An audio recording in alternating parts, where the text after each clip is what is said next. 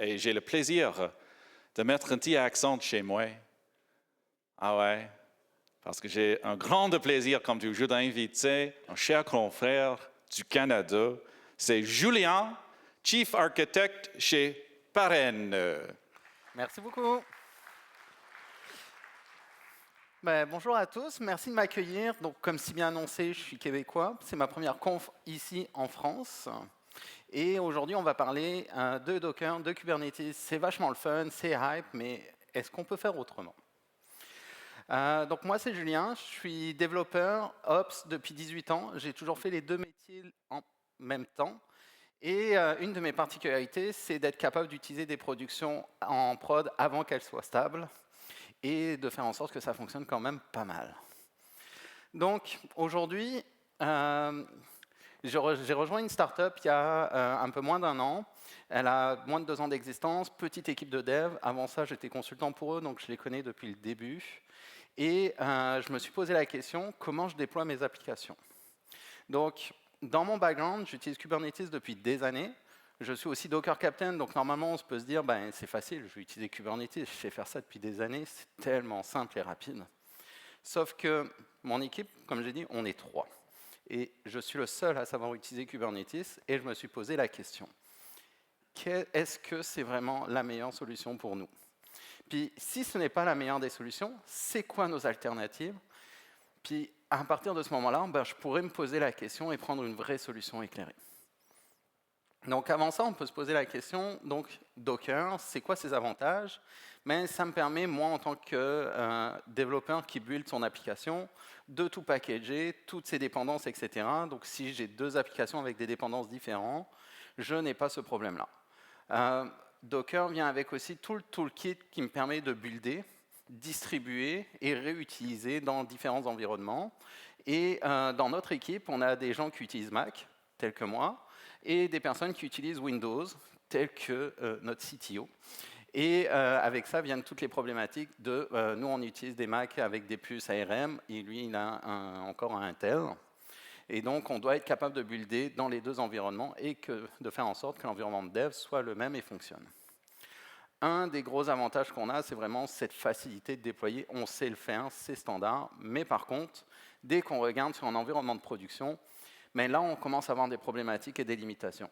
La première, dans le monde des conteneurs, un conteneur est considéré éphémère. Malheureusement, notre application, elle n'est pas stateless. Donc on a des données, et si on veut pouvoir gérer les données, Docker nous offre quelques options comme les volumes et tout, mais c'est quand même pas son gros fort, surtout si on veut distribuer ça sur plusieurs machines. Ensuite, notre application, on aimerait bien qu'elle roule de manière supervisée. Donc qu'est-ce qui se passe s'il crash? Qu'est-ce qui se passe si mon serveur crash aussi? Et qu'est-ce qui se passe si je veux de la haute disponibilité? Donc on a des options, je ne dis pas que c'est impossible, mais ça reste quand même pas mal de manœuvres. Parce qu'au final, la problématique qu'on a ici, c'est qu'on aurait besoin de quelque chose qui s'appelle un orchestrateur. Puis c'est pour ça qu'on a Kubernetes.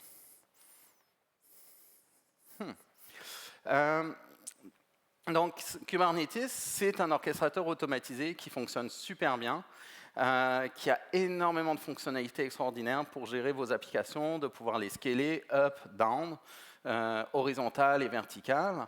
Vous offre toutes les options de haute disponibilité, de gestion des réseaux, de sécurité, etc. Par contre, si votre équipe ne connaît pas Kubernetes, la courbe d'apprentissage, elle est extraordinaire.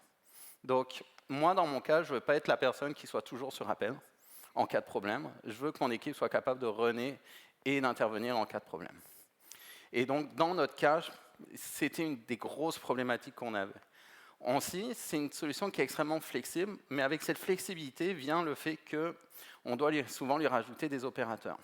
Un exemple concret, dans un Kubernetes, si vous avez du trafic externe, vous allez sûrement mettre un ingress controller. La personne juste avant a parlé d'Nginx Ingress Controller qui disparaît en mars. C'est un problème qu'on a vécu. Petite anecdote pour la fin, on a un Kubernetes cluster maintenant, et migrer d'Nginx à l'API Gateway, qui est la nouvelle API super cool de Kubernetes, etc.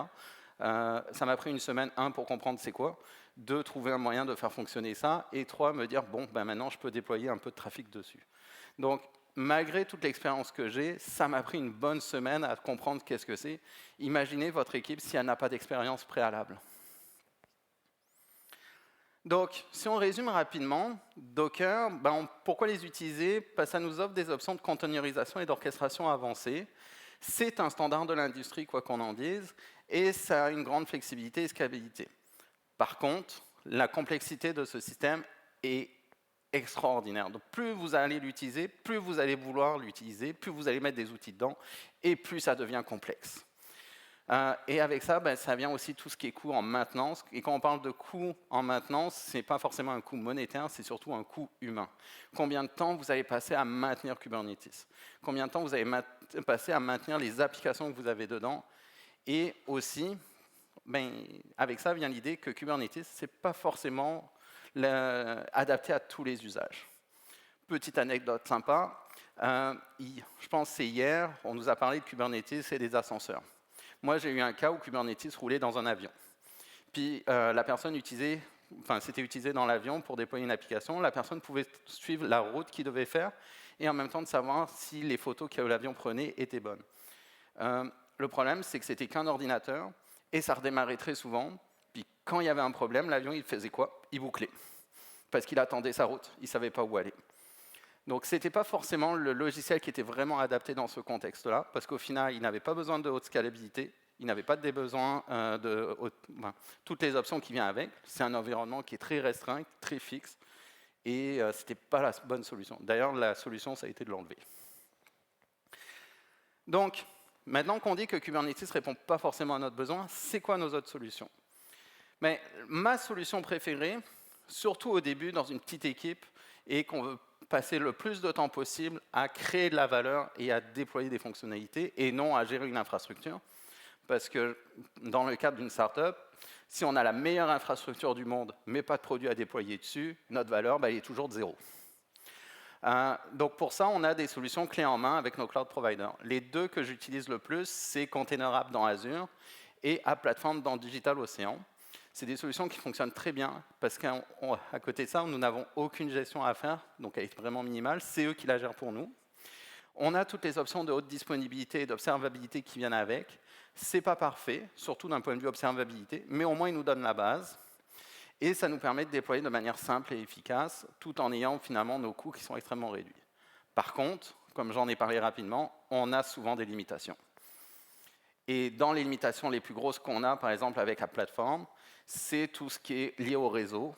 Un exemple, nos logs, on les expose dans OpenSearch, qui est managé par DigitalOcean.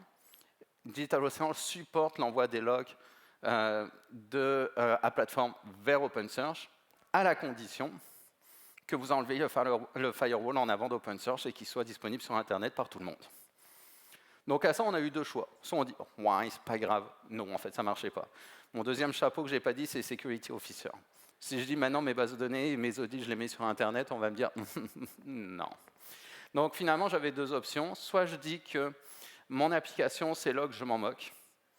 On verra plus tard. Les derniers logs, j'ai quand même accès dans l'interface web. Ou alors, je me dis que mon application a la responsabilité de savoir où écrire ces logs. Donc, au lieu que ça soit un std-out ou dans un fichier, on va lui dire tu vas écrire dans OpenSearch directement ou à la rigueur dans un FileBit qui va les écrire dans un Elasticsearch. Donc, on vient de shifter finalement un peu les logs, c'est géré automatiquement, pas par l'application parce qu'elle n'a pas besoin de le savoir.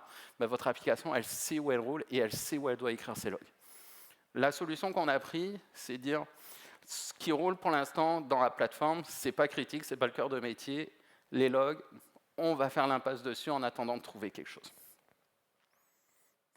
L'autre solution qu'on utilise beaucoup, ce que je vais appeler les solutions à l'ancienne. Donc, il y a 18 ans, quand je déployais des applications, je déployais ça soit sur des serveurs dédiés, soit sur des machines virtuelles. On utilisait Linux, puis ça fonctionnait. Mais en fait, c'est 18 ans plus tard, je fais encore la même chose. L'avantage de ça, c'est que c'est des technologies qui sont extrêmement connues. Avec ça, ce qui vient, c'est que la documentation, elle est très complète. Beaucoup d'utilisateurs l'ont utilisé, beaucoup d'utilisateurs ont posé des questions, beaucoup d'utilisateurs ont posté sur des forums et Stack Overflow.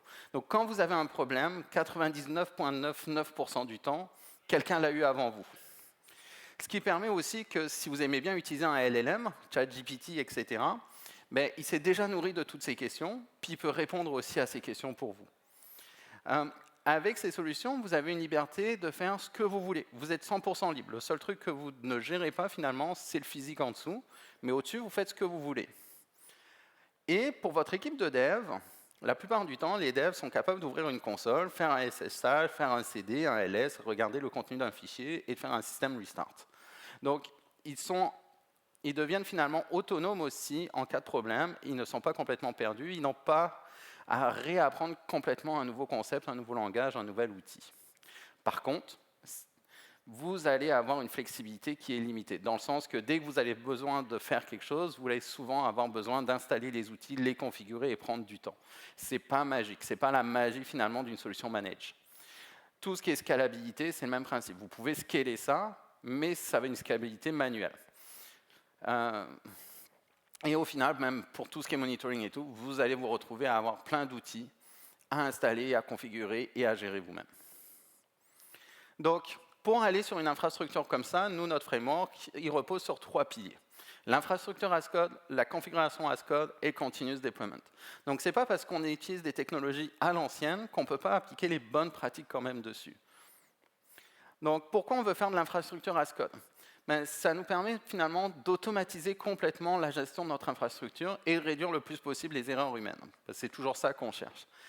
En même temps, ça nous permet aussi de définir c'est quoi notre environnement et de le reproduire finalement en changeant quelques variables. C'est comme ça qu'on va générer notre environnement de staging et notre environnement de prod. Puis avec tout ce qui est versionnement, ça nous permet de chaque changement d'architecture, d'infrastructure doit être documenté, doit être approuvé par un pair via une pull request, et ce qui permet aussi de commenter certains changements. Puis si vous êtes SOC 2 ou ISO 27001, ben vous devez avoir une certaine traçabilité. C'est ce que nous permet l'utilisation de Git. Donc pour faire ça, l'outil qu'on utilise, c'est Terraform.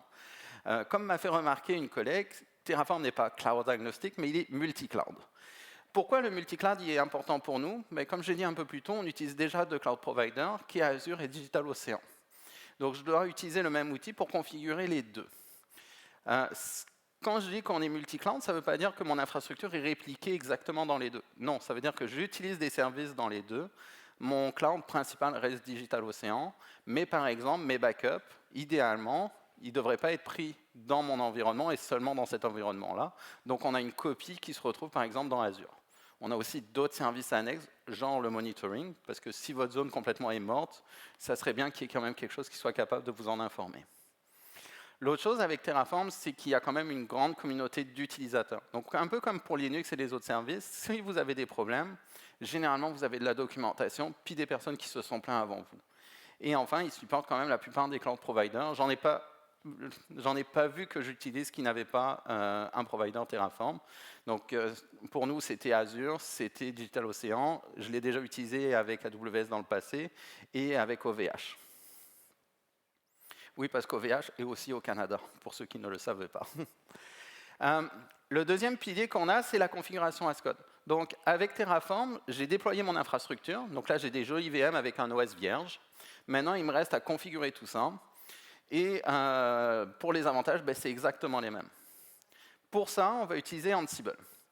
Le choix d'Ansible, c'est passer un outil qui est très simple à utiliser et donc que les devs derrière n'ont pas besoin d'apprendre encore une fois un outil complexe. Le deuxième aussi avantage, puis des fois c'est aussi une épée de Damoclès sur votre tête, c'est le fait qu'il n'a pas d'agent. Donc le modèle d'Ansible, c'est quand vous le runez de n'importe où, il va se connecter sur vos machines distantes et il va appliquer les commandes que vous lui avez dit.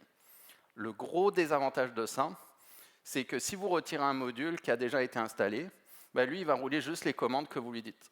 Et il ne le sait pas qu'il a déjà installé un module, qu'il a déjà installé un fichier, etc. Donc il ne vous l'enlèvera pas. Deuxième désavantage de ça, c'est quand vous avez des personnes qui ont accès en prod et qui règlent des bugs en prod directement. Je ne dirais pas que je l'ai fait il y a 2 semaines, mais presque. Si vous avez un agent, il est capable de détecter les drifts et en fait réappliquer tout de suite la configuration. Donc il va écraser votre modif et au final, pour un développeur qui allait directement en prod pour fixer, son fixe, il va durer quelques secondes. Et il est tout de suite au courant que ça n'a pas marché. Dans notre cas, j'ai fixé en prod et j'ai complètement oublié. Je ne l'ai pas mis dans Git. Et quelques jours après, il y a quelqu'un qui a roulé Ansible parce qu'il y avait un changement de modif. Puis le bug est revenu.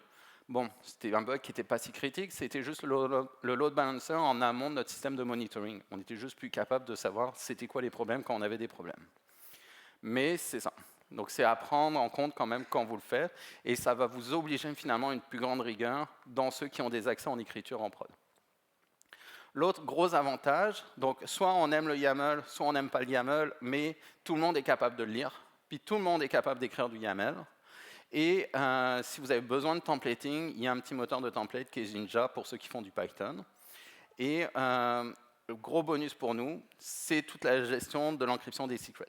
Donc Ansible vient avec Ansible Vault, qui vous permet d'encrypter vos secrets. Et vous pourrez me lancer des tomates pour ceux qui ne sont pas d'accord avec cette solution.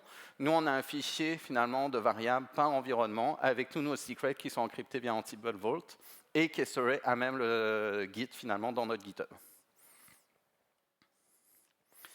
Le troisième volet à ça qu'on va retrouver, c'est le déploiement continu. Donc, je ne reviens pas sur les raisons, c'est les mêmes. Et c'est l'avantage des 3 piliers, finalement, c'est que les raisons de chacun des piliers sont les mêmes. On veut toujours de l'automatisation, on veut toujours finalement aussi de la traçabilité et de la participation de n'importe qui via les pull requests pour les changements. On est sur GitHub, on utilise GitHub Action. J'aurais été sur GitLab, j'aurais utilisé GitLab pour faire mon CI/CD. Je ne suis pas attaché forcément à GitHub Action, mais dans notre cas, il fonctionne bien. Ce qui nous permet de définir tous nos pipelines à même nos projets. Pour un développeur, finalement, c'est build as usual, puisque c'est la même chose, c'est le même langage, ce n'est pas une nouvelle techno à apprendre. Et au final, notre GitHub Action de déploiement, qu'est-ce qu'il fait? Il se connecte en SSH sur les machines pour déployer. Ou si on utilise, par exemple, les app services, il va utiliser le CLI de DigitalOcean pour déployer. Donc, concrètement, ça ressemble à quoi tout ça? Ça peut être un peu abstrait.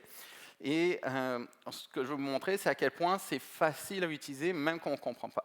Donc, s'il n'y a pas que des développeurs dans la salle, s'il y a des PO, s'il y a des managers, normalement, vous allez être capable, vous aussi, suite à ça, à faire la même chose. Donc, nous, on développe en Go, donc on va prendre l'exemple d'une application Go qu'on va builder et déployer sur des VM DigitalOcean et qu'on va configurer via Ansible. Donc, dans Ansible, quand je disais que c'est facile à comprendre, chaque application, nous, on l'a déterminée sous un module. Un module, c'est quoi? C'est une liste de tasks et qui a, elle, soit des fichiers, soit des templates, soit les deux. Puis si elle a besoin d'agir lors d'un changement, ça a besoin de handler.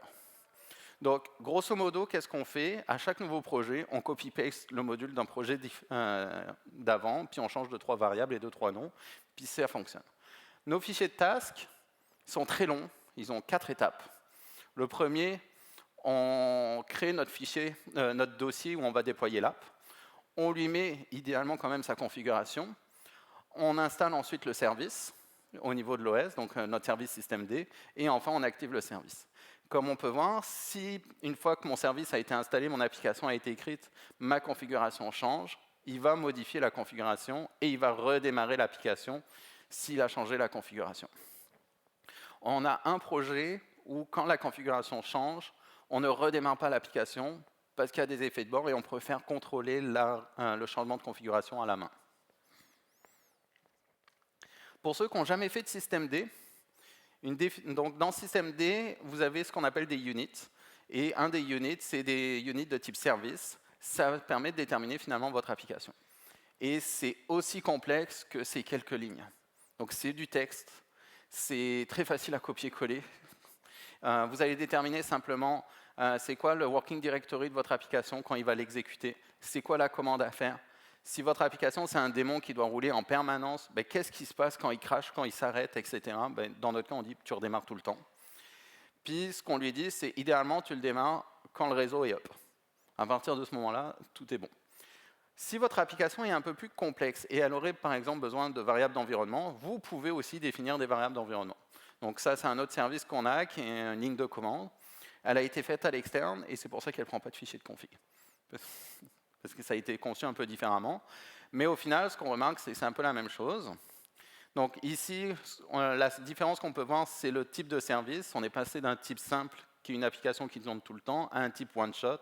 Ça veut dire que cette fois-ci, il va l'exécuter, puis quand elle termine, elle termine. Sauf que nos services, des fois, on a besoin de les rouler, par exemple, tous les jours, toutes les heures, etc. Et pour ça, on a l'option de soit utiliser des cron jobs, sauf que c'est très très primitif, ou on peut utiliser dans systemd des timers. Un des avantages des timers que j'aime beaucoup, c'est qu'on peut écrire la schedule sous une forme un peu plus humaine. Donc, je ne sais pas pour vous, mais moi, un cron tab, je ne sais jamais dans quel format écrire les étoiles, et je suis toujours obligé de regarder sur Internet. Ici, par exemple, ce timer-là, on lui dit que tous les jours, à 4 heures du matin UTC, tu vas me lancer le service metadata. Et le service metadata, c'est un autre service dans systemd qui, lui, est de type one-shot. Donc avec ça, on vient de définir notre application, puis on vient de dire à Linux, à systemd, voilà comment elle roule, voilà comment on la configure. C'est un peu ce que vous ferez par exemple dans Kubernetes via un déploiement, via un job ou un cron job. Puis pour déployer, comme je disais, nous on est sur GitHub Action. Dans nos builds, on build avec GoBuild le plus simplement possible, mais ce qu'on aime bien ajouter, c'est d'injecter finalement des labels de build qui dit que ce binaire-là, il a été buildé avec tel commit hash, avec tel ref, parce que quand on déploie en production, on utilise des tags, et ce qui permet, nous, dans notre outil de monitoring, que l'application, elle connaît sa propre version, puis elle peut exposer ça d'un point de vue métrique. Donc ça nous permet, nous, dans nos graphes, par exemple dans Prometheus et Grafana, de savoir c'est quelle version qui roule. Une fois qu'on a buildé, on l'upload dans GitHub, puis pour déployer, l'étape qui a été supprimée, c'est juste d'aller récupérer le binaire. On setup SSH. Donc pour ceux qui n'ont pas l'habitude, SSH, ça prend une clé SSH qui est un secret, donc on écrit notre fichier, on lui met les bons droits, et le SSH keyscan, c'est la commande qui va vous permettre d'éviter, quand vous faites une commande SSH pour la première fois, voulez-vous vraiment vous connecter à cet host-là? Je ne le connais pas. Avec ça, en fait, vous lui dites, je le connais, puis vous trustez un petit peu quand même, parce que vous n'avez pas moyen de le vérifier, que c'est la bonne key. Ensuite de ça, c'est du SCP et du SSH pour copier le fichier, puis relancer le service. Donc on est vraiment sur du basic. Donc rapidement, pour éviter certains problèmes, si jamais vous voulez faire la même chose, quand vous SCP, vous évitez d'écraser le fichier courant, parce que si le fichier est en cours d'utilisation, vous allez avoir une erreur comme quoi le fichier est déjà en cours d'utilisation ou il est occupé, suivant le storage. Donc nous, ce qu'on fait, c'est qu'on l'écrit toujours sur -new. Puis ensuite, on lui donne les bons droits, puis on fait ensuite un move simplement pour dire je swipe l'actuel sous -previous, comme ça aussi ça nous permet de rollback en cas de problème. Et le nouveau, on lui donne le bon nom. Puis enfin, on fait un systemctl restart. L'autre truc que ça nous permet, et c'est pour ça que c'est vraiment important de swapper les binaires, à part pour rollback, c'est si vous le copiez directement, puis vous n'avez pas encore eu le temps de mettre les droits ou qu'il y a un problème, puis que l'ancien process crash, systemctl va essayer de le redémarrer. Donc vous pouvez avoir aussi une raise condition qui vous donne un état que vous ne vous attendiez pas. Donc voilà comment on gère nos applications encore aujourd'hui. Est-ce qu'on utilise quand même Docker ou Kubernetes? Donc j'ai un peu vendu le punch. Oui, maintenant j'ai un cluster Kubernetes, mais on utilise aussi beaucoup Docker, surtout en dev. Donc en dev, on va utiliser Docker Compose pour tout ce qui est gestion de nos dépendances. Donc on utilise du MySQL, du Redis, du NATS pour tout ce qui est queue. Tout ça va être déterminé finalement dans notre Compose file. Puis un développeur qui veut travailler en local, il fait un Docker Compose up-d, toutes ses dépendances sont up, il est prêt à travailler. L'autre chose, on va utiliser des utilitaires qui vont être packagés le plus souvent dans des conteneurs pour s'assurer qu'on utilise tous les mêmes versions. Les deux utilitaires qu'on utilise le plus comme ça, c'est la génération de doc et la génération de mock. Donc au lieu que chaque développeur ait à apprendre comment installer les utilitaires et s'assurer qu'on ait les mêmes versions puis qu'on les mette toutes à jour en même temps, avec ça, vous venez de les packager, vous mettez à jour le repo, tout est là. Et enfin, l'autre grosse utilisation qui nous sauve énormément d'argent et de temps, c'est les tests d'intégration. Je ne sais pas si vous avez l'habitude de faire des tests d'intégration en utilisant une vraie base de données, mais nous, c'est ce qu'on fait, vu qu'on est une compagnie de données, puis c'est quand même notre cœur de métier. La contrainte qu'on a souvent, c'est si vous roulez les tests d'intégration avec une base de données, c'est difficile à scaler, c'est difficile d'en rouler plusieurs en parallèle parce que vous risquez d'avoir des effets de bord. Mais en fait, avec les test containers, donc c'est un produit qui maintenant appartient à Docker, ça vous permet dans vos tests, quel que soit le langage, ça fonctionne autant en Go, en Java qu'en Node, puis dans d'autres langages que je connais moins. Vous déterminez, j'ai besoin d'un conteneur MySQL. Vous pouvez même lui dire, utilise tel fichier pour injecter un schéma de base, injecter un tel schéma avec des données de base, etc. Il me donne tout ce qu'il faut pour pouvoir me connecter dessus. Je fais mes tests dessus. puis ensuite je supprime mon conteneur. Donc c'est vraiment dans vos tests que vous le déterminez, puis ça va fonctionner aussi bien dans votre localement que dans GitHub Action, puis ça vous permet de paralyser vos tests d'intégration. Donc c'est vraiment, pour nous, c'est un gros win. Au niveau de Kubernetes, en fait, après 1 an et demi, on a eu trop de limitations avec certains de nos services, avec App Service, et c'est pour ça qu'on a décidé que Kubernetes commençait à être vraiment une bonne option. Et aussi, on commençait à avoir de plus en plus d'applications customer-facing. Donc, mon problème de log de la première version, c'était bien parce que c'était quelque chose qui était très peu utilisé et non critique, sans aucune SLA. Mais maintenant que je commence à avoir de plus en plus d'applications qui vont être utilisées par des utilisateurs, je ne peux plus me le permettre. Donc, c'est là où Kubernetes est devenu finalement une option. Puis, ça a aussi permis à l'équipe d'être à l'aise sur tout le corps métier, qui est tout ce qui va aller fetcher nos données, les agréger, etc., qui n'est pas dans Kubernetes. Et le reste, on le met au fur et à mesure, et ils ont la capacité de monter en connaissance dessus au fur et à mesure. Et l'autre chose qu'on a, c'est plus on a d'applications qui sont utilisées par des customers avec des SLA, plus on a besoin d'observabilité et d'être capable de tracer nos applications correctement. Donc c'est pour ça qu'aujourd'hui on l'utilise. Par contre, comme je l'ai dit, ça nous a ralenti sur certaines opérations parce que par exemple, j'ai dû passer du temps à virer Nginx Ingress Controller pour le remplacer. Mais c'est une semaine de moins dans une équipe de 3, une semaine personne sur 3, c'est quand même pas mal de temps occupé à ne pas faire autre chose. Donc, ma conclusion, faut-il toujours suivre les hypes? Non. Il faut vraiment toujours choisir selon notre besoin réel. L'autre chose que je dirais aussi, c'est d'un point de vue infrastructure, éviter de complexifier inutilement ou d'optimiser de manière précoce. Dans ma vie, j'ai déjà été consultant, puis j'ai travaillé avec un client, beaucoup de startups américaines qui me disent on va utiliser AWS, on a plein de crédits, puis je veux que mon infrastructure scale à l'infini. J'ai dit parfait, tu veux que ça scale à l'infini? J'ai connu aucune entreprise qui avait un réel besoin de scaler à l'infini. Et surtout, les coûts scalent tellement vite après ça que dès qu'ils n'ont plus de crédit à AWS, par exemple, ils pleurent. Mais aussi, c'est le coût au niveau de votre équipe de dev. Déployer en utilisant tous ces services, en complexifiant pour rien, ça vous ralentit beaucoup et pendant tout le temps que vous passez à gérer ces optimisations et votre infra, vous ne le passez pas à créer de la valeur pour vos clients. Donc, c'est vraiment à prendre en compte. Puis, il ne faut pas oublier que tout ça, ce ne sont que des outils, autant Kubernetes que le cloud. Et donc, c'est à vous d'adapter les outils selon votre projet, votre contexte et votre équipe. Merci à tous. Puis, si vous avez des questions, n'hésitez pas. Et je vais accueillir notre MC avec nous.